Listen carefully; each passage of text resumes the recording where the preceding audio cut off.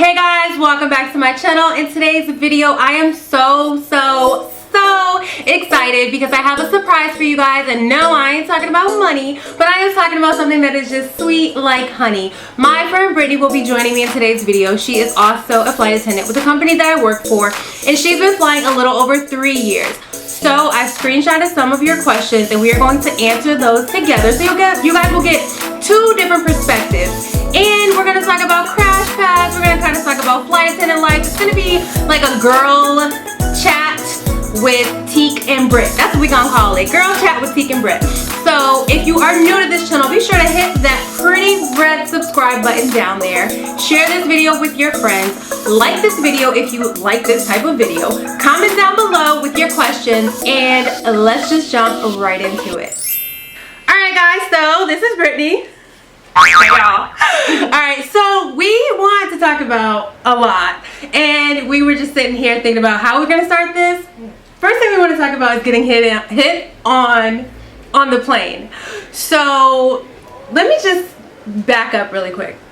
Really quick. Let me start by saying I was working a flight yesterday, and we were delayed, super duper delayed, and where did I see you? What airport was that? West Palm Beach. Okay, well, I got to West Palm Beach, and passengers, well, gate agent was like, oh, can they come on board? I'm like, yeah. So then, I don't know where I hear Tika, and it's Brittany. Hey. So, we've been friends for over a year. Yeah, like over a year. And so then Brittany, we had a sleepover and all that good stuff. If you guys are on my Snapchat, then you saw us doing a toast last night as we were drinking our tequila and pineapples. So that's where we are now. Speed up. So Brittany told me a really funny story about getting hit on the plane, and I told you guys it happened. So she's gonna share what happened. I happen to be flying flight leader, which I don't do often, meaning that I'm working in first class.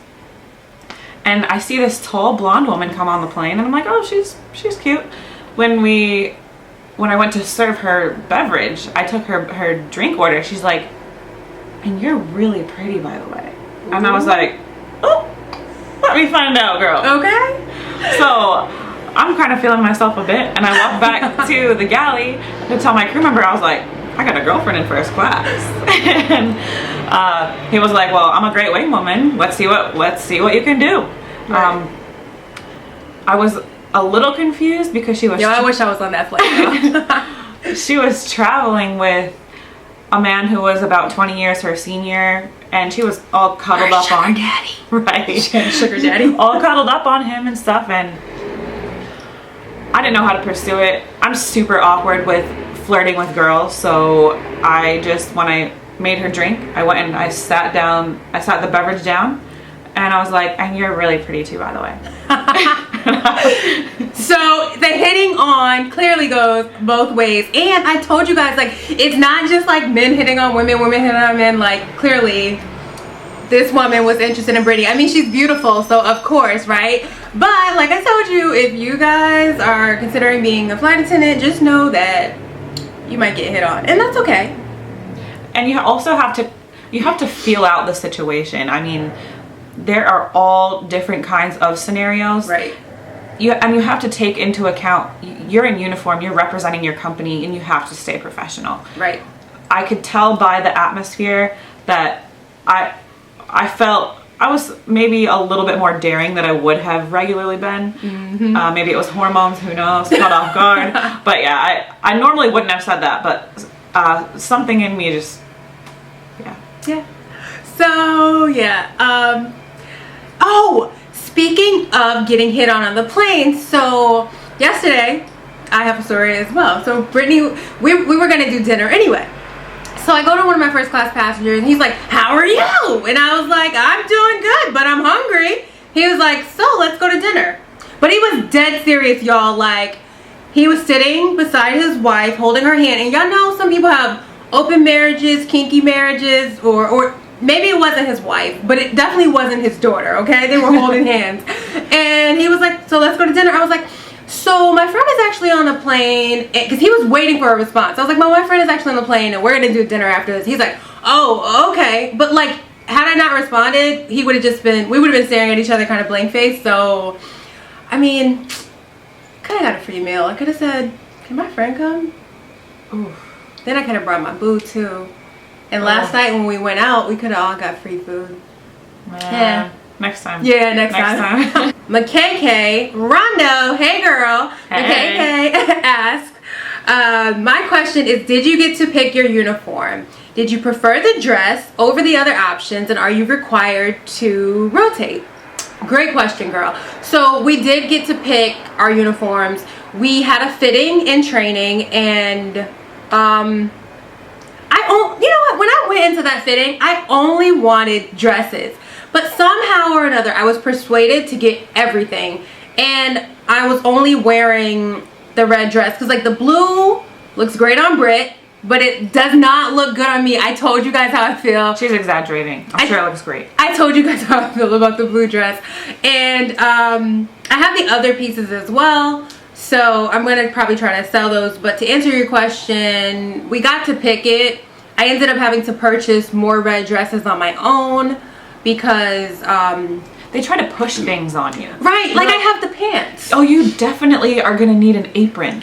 I didn't buy an apron, and I've never worn it nor felt a desire to buy an apron. Right. But I have 2 unnecessary blazers. Me too. That they pushed on me. Right. And it was they probably cost at least $90, $100. Yep. And I've worn one of them only one time. It looks atrocious on me. Yeah, it's just way too much. The great thing is there's different pieces for different body types, but yeah, it was just no. A question that a lot of people ask is there a significance between the red and the blue dress? We can choose either or. Yep. When, you know, a lot of people think that whoever's wearing the red dress is the flight leader or they're special. Yeah. Or they have higher standing in the company, whatever the case may be. We can just choose whatever we want, and I love that aspect. Yeah, Brit, you rotate, right, between your dresses and stuff like that? I'll wear the red dress if I'm feeling like I want to look extra cute. I'll wear the red dress. If she's feeling like she want to flirt with the first class passengers. Right. Lady in 1C, one Charlie. Right. Kaylee asked, what's your favorite destination that you have flown to? So, what's your favorite destination, Brit? It's hard. It could be anywhere, I guess. Because she didn't specify if it has to be like... I guess we could answer favorite destination that we've non-revved to. Okay. On benefits, and favorite destination, like layover destination. So I think my favorite layover destination was Reykjavik, Iceland. Just because of I was amazed by the natural beauty. There's like lava-covered hardened lava-covered fields and wild horses roaming through the fields and geysers and waterfalls and unexplainable beauty. It just, that to me was breathtaking. As far as non-revving, my favorite destination was Costa Rica. I'm really big on energy. And just the energy, the vibe there. You walk through the airport and it's not like Miami or LA where everybody's dressed to the nines and their heels and their blazers and all looking cute. People literally have their backpacks and hiking shoes. And it's so down to earth and chill. And I'm all about, like, you know, doing my hair and makeup and looking girly and pretty, but I also like to roll around in the mud too. And that's, for me, Costa Rica. Costa Rica was it. Right. Okay.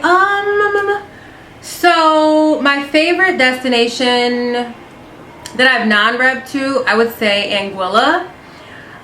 You guys know I am a beach lover, palm tree lover, but I also, you know, sometimes when you go on island vacations, what happens is everyone's there, right? So you're there with a whole bunch of people. But we non-revved to St. Martin and we took a boat over to Anguilla and we spent the day there, and I felt like we were on a private beach because there was maybe 2 or 3 other people. But talk about like water where it is like crystal clear in a sense. Like it's like blue but crystal clear. You could see the fish swimming around your feet. There was a little food place right on the beach, and it was my birthday, so my fiance told him, and they went and got me a cake. I mean, like they were just like catering to us, and it was private. It was beautiful. It was peace. It was like 93 degrees. And I just felt like I was able to, like, I had on sunglasses, I didn't have my makeup on. I was just really relaxing, because sometimes I feel like, even though when I go to the beach I'm like, oh my gosh, I'm gonna be around people, I gotta be cute, like that's just me, but like nobody was really there, so that was nice to not have like any makeup. She's always, even at the beach, she's reapplying her powder and her lip gloss. She's like, and I'm over here looking like a windblown mess, and she's like perfect. It was perfect. But I am going to invest in, what's that makeup called, but it has sunscreen in it? You just put like a little bit, it's like a little, tinted moisturizer. I'm gonna invest in that for vacation. BB cream has SPF too. For like, is it good for vacations? Like, you know what I mean? Like if I just want a little tint to kind of just, maybe I will use a BB cream. What is? Because I have like a travel size BB cream by Studio FX Smashbox. I forget what it is. But it has a tint to it, and it's SPF 35. Okay, so I'm gonna invest in that, because I don't have time to be doing all the extra stuff. And I don't even need to do my eyebrows on vacations, because I'll just put some big enough sunglasses that you don't even see them, and then just as long as the lips is popping, we good, you know? So, because what if I see one of my subscribers? What if I see one of y'all on vacation? Y'all be like, Fierceness, is that you? Like, it kind of, girl, I don't know if that's you. I don't think that's her. I think I seen her, but I don't know who that was. My favorite layover, I already know what I want to say, so I'm gonna say it. I'm not gonna think too deep into this. Daytona Beach, Florida. Oh, that's a good one. Yeah. This hotel, this layover is like everything, guys. To this day, those are the best nachos and strawberry margarita with extra lime that I've ever had. It is huge. And we were there, like, I think it was like bike week or something. I mean, it's just right on the beach. Imagine being able to be paid for your layover and just walk out of your hotel and be right on the beach, and they have a strip of food. Like, it's, I don't know. I guess the second one, I know you guys didn't ask, and I've mentioned this briefly before, Bozeman, Montana. I mean, I can't get over the beauty of Bozeman, especially in the winter, and they have a fireplace inside and stuff, so, you know, yeah. Have you been to Bozeman, Montana? I've never been. You should. A lot of people do it in the winter too, so they can go skiing. The mountains are beautiful. And we crossed the street and went to the Walmart, and we went makeup shopping. I've never seen so much makeup before.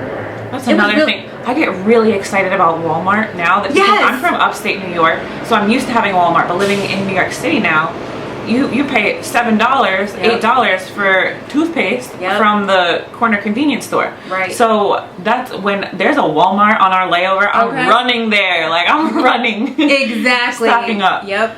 And sometimes, like, there are some flight attendants who look for specific layovers so they can get certain things done. So the flip side is like, sorry for all the noise, but you know, they got motorcycles and trucks and ducks and bucks and a lot going on in the city.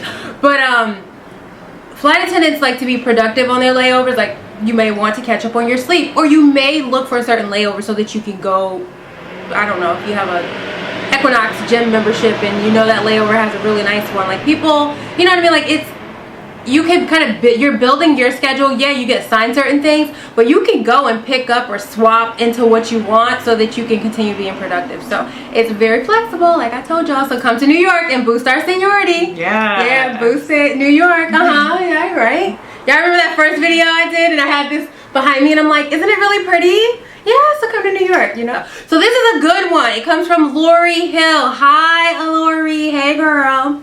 So Lori asked, how do you handle non-compliant, disgruntled passengers while flying? Okay, so immediately when I read it, I have to say, you know, I always talk to you guys about treating people how you want to be treated. And I've never dealt with that, but I also, even with things going on in the world with airlines and passengers and so on and so forth, I don't read those articles or watch videos and go to the aircraft saying, these people are going to come for me today, because I know that people are traveling for all different reasons. This one's traveling for business. This one may be going to a funeral. This one may, you know, she may have 3 or 4 kids and she's just stressed. Like, there's a lot that goes on. So it's just like, I am not able to bring my day with me there, but they are.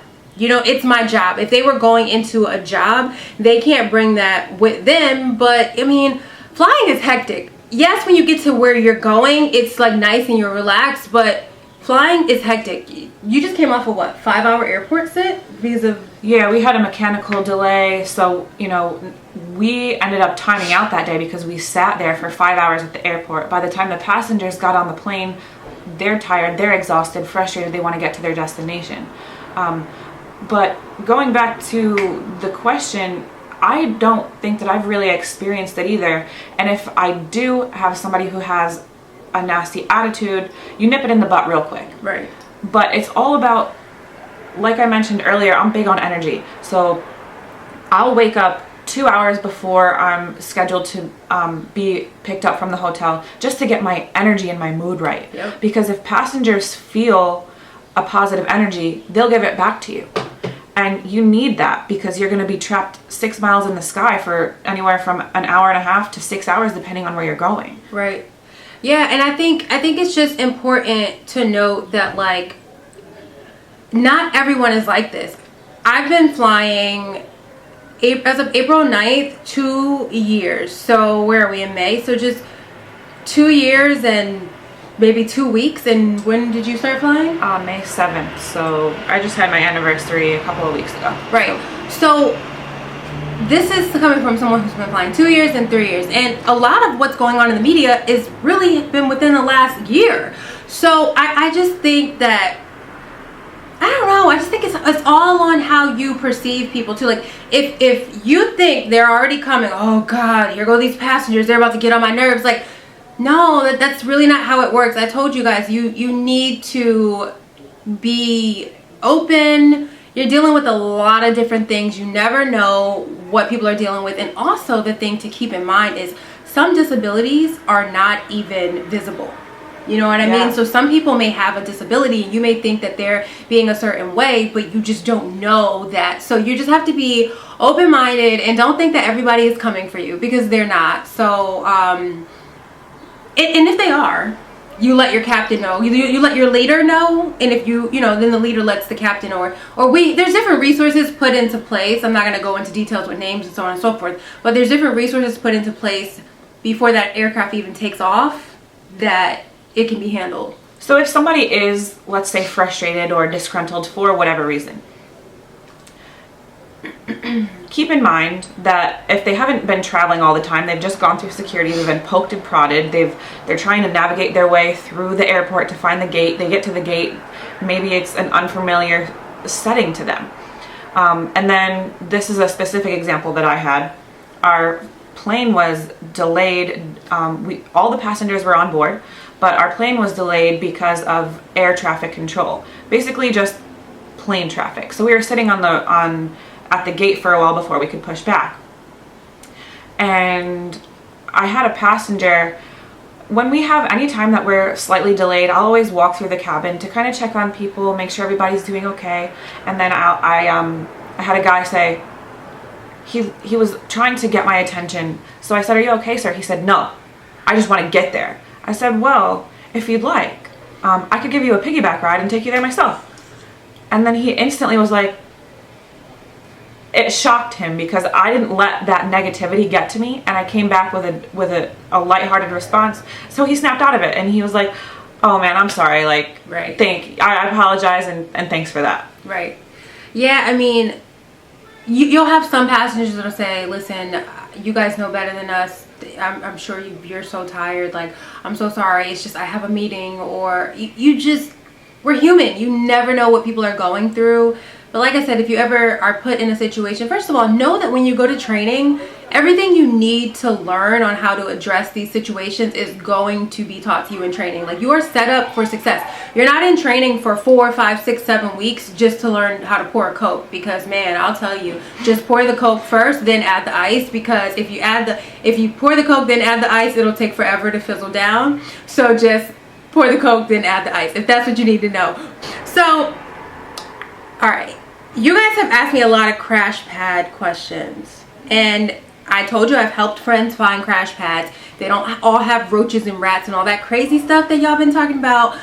No. I've helped people find them. I don't have that direct experience, but I do. Brittany does.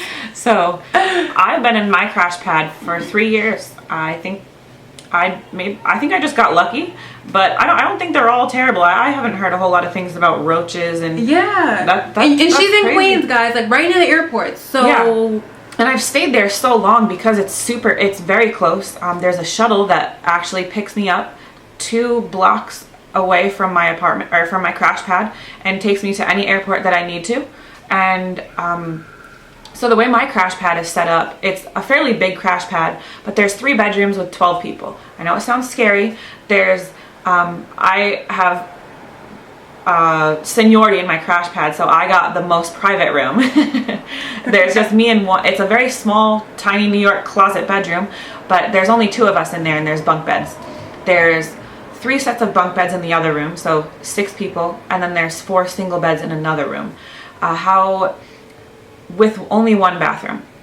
So how we work that is there's a little whiteboard outside of our bathroom where we sign up for a shower time. So I'll say, Brittany, 0500. So I have to get in the shower at 5 o'clock. And it's kind of like an unwritten rule that we'll give each person a half hour in the bathroom. And this is not a universal crash pad rule. This is just what has been working for us since I've been there. Which is nice. So, and then we also have like a dressing room area where we all put our suitcases, where we do our makeup in the morning. There's a kitchen where we all have areas in the refrigerator. We all have shelves. So if we want to do some cooking before our trip, we can do that. If we need to keep things cold or frozen, we have access to that as well. We have a living room, a little dining area, and then also kind of what we call our little library, where if you want to sit and at our desk and do your bidding or whatever. Don't forget to bid. Yes, don't forget to bid. And then the cool thing is, although there are 12 people in the crash pad, generally if you're not there alone, you're there with maybe 1 or 2 people. And on the rare occasion I've seen as many as 8 people there, it's because it's Christmas or because we're all super junior people. I know some of you are like, oh my gosh, like 12 people is not a lot. I'm gonna tell y'all right now, when I took my friend to find a crash pad, there was over 20 people, but there were only like 3 people there. Keep in mind, people are actually working, they're flying, so they're not sitting around in this crash pad every single day. So that's why Brit was saying, like, sometimes she's there with 1 person or a couple people or whatever. It's because people are flying and working, so you know, it's not, you won't feel overwhelmed, and there's structure put in place with the bathroom, all that good stuff. So don't let that deter you away from being a flight attendant. You know, you can also, the other option is you could get an apartment with friends if you wanted to. Some people stay in hotel rooms, like I've already lived here. So there's options. And let's just keep it real. Some people don't get either, and they make their trips commutable, and they kind of spend the night in the lounge-ish, spend the night. Yeah, you'll definitely, like, if you go down in the basement in the flight attendant lounge, you'll see people posted up there. Like, they have their stuff hanging from the lamps in the lounge, and I don't know, they're chilling with the roaches down there. I don't know what they're doing, but if you want to be cheap about it. Right, but like, especially when you're on probation, just get you a little crash pad so that you can get some real sleep, because you're going to be working. What else can we talk about? What else should we address? Comment down below right now. It's like, I'm joking. I don't. We're actually filming this. So what else have you guys wanted to know? Oh, I guess maybe talk about your pros, cons over the 3 years, and if you think that this is something you see yourself continuing to do, or any advice, whatever you want to talk about. If you want to give them advice. I like the pros and cons. Okay. This is not a pro or a con, but you just have to know going into it, it's a lifestyle. It is something that you have never experienced before if you haven't been in the industry. I would say some pros. Obviously, the travel benefits, but which just got even more amazing. They did. Mm-hmm. We get to, which I know Tika has talked about before, but you can go on the beach in Miami and then go have dinner in Paris. But I think not going away from the stereotypical travel benefits. I'm pretty much my own boss. I will never be able to work a 9-to-5 job again because of this flexibility. But I have a trip tomorrow. And I have a 30-hour layover in Dominican Republic. Which she just picked up today. Today. I was like, I feel like I need to work a little bit more. But I want to relax too. But I want to go sit on the beach and get paid. Right. And if I don't want to work it, I don't have to. I'll just put it She can post it for drop. Somebody will pick it up. And someone will take it. Or, so you can work as much or as little as you want. Let's say you're trying to start a family. One of my roommates in my crash pad now is in the process of starting a family. So she is gonna fly for a couple months, take a couple months of maternity leave, and then I get that question a lot, like, well, you want to do this forever, but how are you gonna have kids? You can make this a 9-to-5 job if you want to, 3 days a week, or like I do turns, like, yeah. And I'm gonna ease away from those a little bit, but the turns are great for moms, for people who want to go to school at night, for people who have a second job. You may not get them when you bid for them, but if you are proactive, you can go into your company's open time or wherever those trips are that are out there that have the, a 1-day open space and swap and do all that good stuff. So yeah, it's very, very flexible. The other thing to add really quick, we have overnight 1-day trips as well, where you'll sign in sometime in the evening and you're back at like 6 in the morning, right? Even if you do like an LA turn, you just got about 12 hours or 11 hours and something, and you were able to tuck your kid in at night and you'll be there in the morning before they go to school. Like let's say they go to school at 9, you get back about 6. I don't know how far your home is, but let's just say hypothetically speaking you're home by 7:30. So there's that flexibility there as well. Another pro is you can live anywhere you want. Although I'm based in New York, I'm planning to move to Puerto Rico in a couple of months. Mm-hmm. And I can basically have the best of both worlds. Right. Working in New York, and let's say I'll still keep my crash pad, so let's say I want to go out on a Friday night after I get in from a trip, I could stay here. Yes, we're going out so. And then, Saturday morning, bring Antika to the beach, the next day. Yes. Some cons, which might sound a little bit silly if you are, if you have a 9-to-5 job. Tika's situation is a little bit different than mine because she only does turns, but for me, I've been living out of my crash pad, so in turn I'm living out of my suitcase. I don't get to have, a fridge full of groceries, or I don't get to have like my cuticle oil next to my nightstand. I know it sounds so silly, but I definitely miss those things. Another thing that's been really hurting my heart lately is I can't have a pet. I mean, yeah. I'm constantly going into the pet store and just looking at the pets. I was out the other day with my aunt and we were running errands. I was like, can we just stop at the pet store? And she's like, okay, weirdo. Like, can you buy a hamster so I can hang out with it sometimes? Right. So, yeah, just those small things that I think I used to take for granted. I love makeup. I used to have a huge makeup case that I would keep in my bathroom, but I had to downsize all of my makeup to travel size things. That is a travesty. I can't even, no, I'm joking.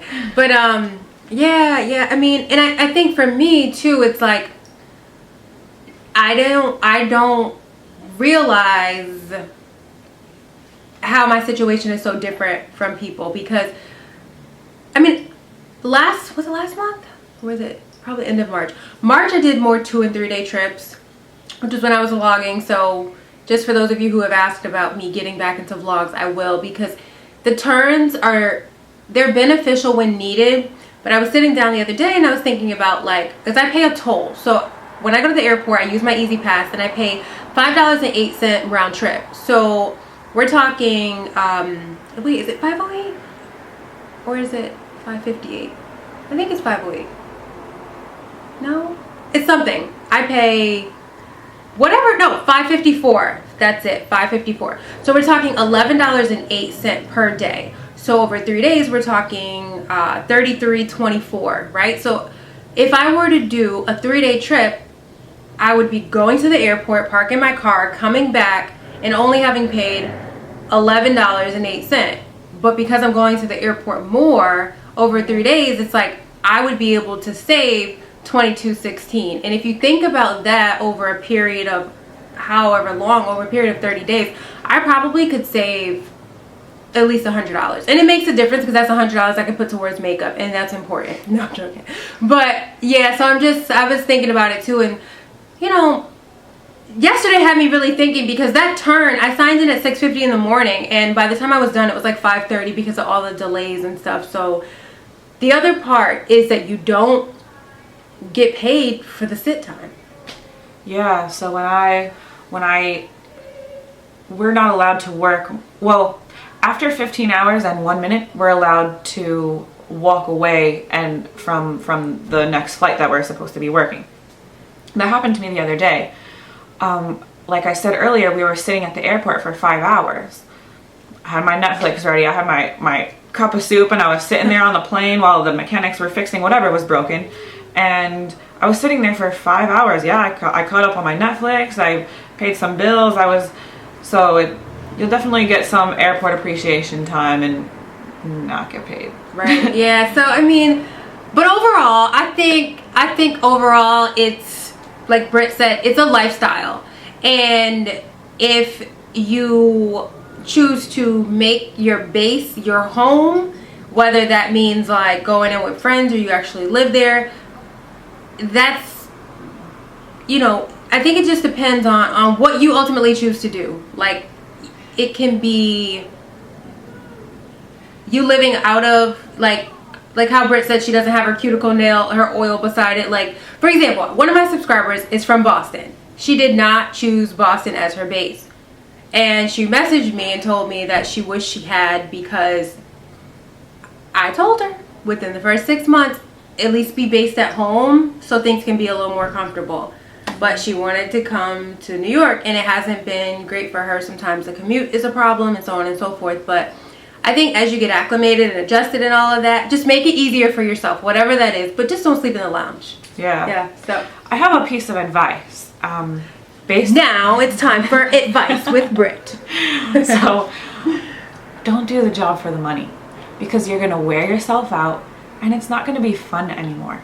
I speak to flight attendants who fly 140 hours a month. Oh God. And if you do that to yourself for a couple of years, your face is going to start to look different because the air on the plane is really dry.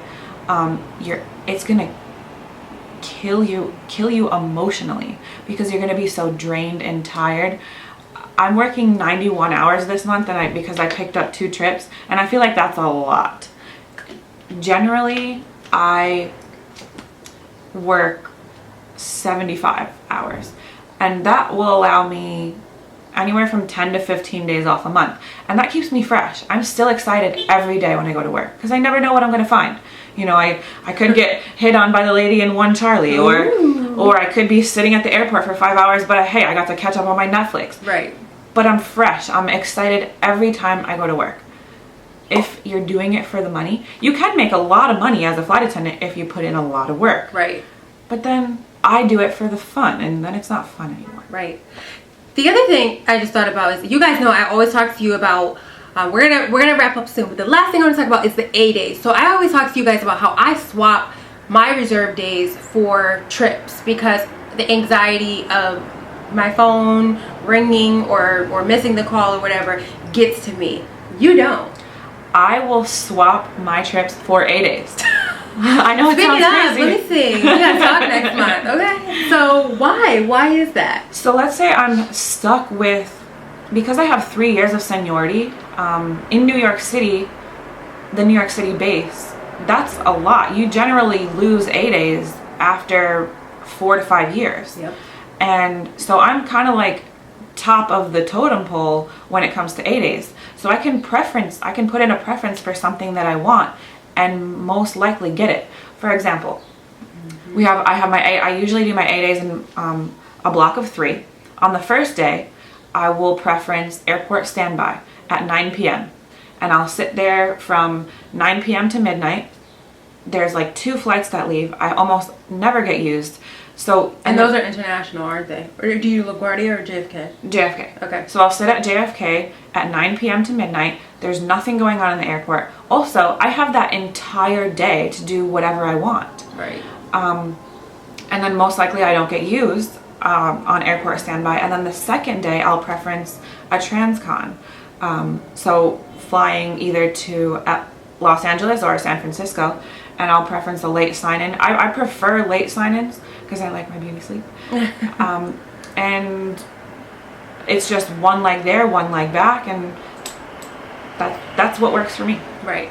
And the thing, so when Brit said that there was only 2 flights leaving, we have the ability to go in and like rotation filter. So if you know you're going to do airport standby from 9 a.m. until, what would it be, 1? 9 to 1, 10, 11, 12, 1. Yeah. So if you were doing 9 a.m. until 1 p.m., you can go in, and you know you're at LaGuardia or JFK, whatever. You can go in and see what are all the possible options that you would get. So when I used to do my A days, I would prefer standby first day at LaGuardia in the morning. I would do like the 5 o'clock because I knew most turns are leaving 5 or 6, so I would get turns. So yeah, I think. But that's the beauty of the job. You can make it anything you want. There's something for everybody, everybody. So yeah. So if you guys like this video, y'all better like this video, okay? Because Brit just came through and dropped all the knowledge. So thumbs up this video, hit the subscribe button, and comment down below. Let me know what you guys want to see. And don't forget to stay beautiful from the inside to the out. Let your light shine. Aww, that's so cute. And don't let anybody get you upset or discourage you. Lots of companies are opening up their application process. I think American is open right now. So you guys just remember, like, time to get those resumes and get all that stuff in order. And if you get on with the company that we work for, be sure to choose New York City and boost our seniority. So we love you guys. And this is it for Chat with Tika and Brit. That is cute. Hey, and this is it for Chat with Tika and Brit. Bye.